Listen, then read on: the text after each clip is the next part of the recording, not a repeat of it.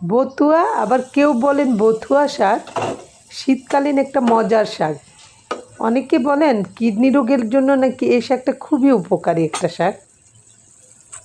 তাছাড়া পুষ্টিগুণে ভরপুর এই শাকটা। সে যাই হোক, আমি এত কিছু বুঝি না, আমার খেতে ভালো লাগে, মজা লাগে, তাই খাই।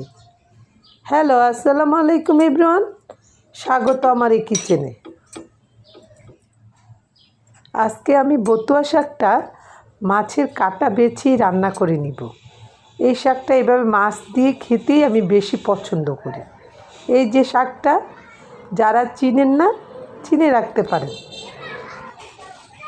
এখানে আমি রান্না করার জন্য পেঁয়াজ আর রসুন কুচি করে নিয়েছি, আর কয়েকটা কাঁচামরিচ ফালিও নিয়ে নিয়েছি।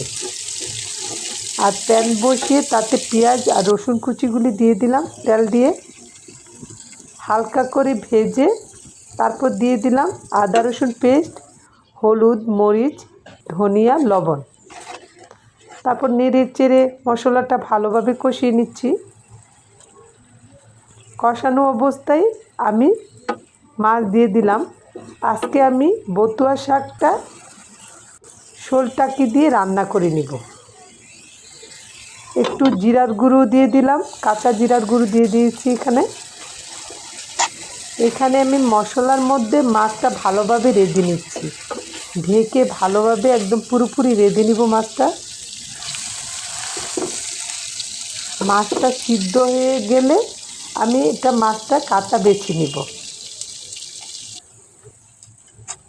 এই যে মাছটা বাছা হয়ে গেছে, এখন আমি কষানো মশলার উপর আবার দিয়ে দিলাম মাছটাকে, নেড়ে চেড়ে কাঁচামরিচও দিয়ে দিলাম। একদম মাছটা পুরোপুরি রেঁধে নিয়েছি এখানে, যেহেতু শাকটা দেওয়ার পর আর বেশিক্ষণ রাখা যাবে না।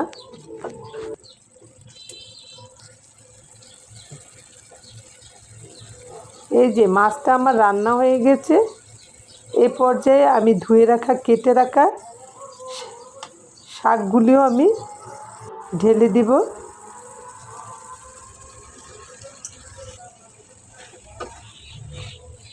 এখন নেড়ে চেড়ে শাকগুলি মিশিয়ে দিচ্ছি মশলার সাথে। একটা ঢাকনা দিয়ে ঢেকে শাকটা ভালোভাবে সিদ্ধ করে নিব। ঢাকনাটা উঠিয়েও আবার নেড়ে চেড়ে দিতে হবে একটু পর পর, আর সিদ্ধ হওয়া পর্যন্ত শাকটা অপেক্ষা করতে হবে।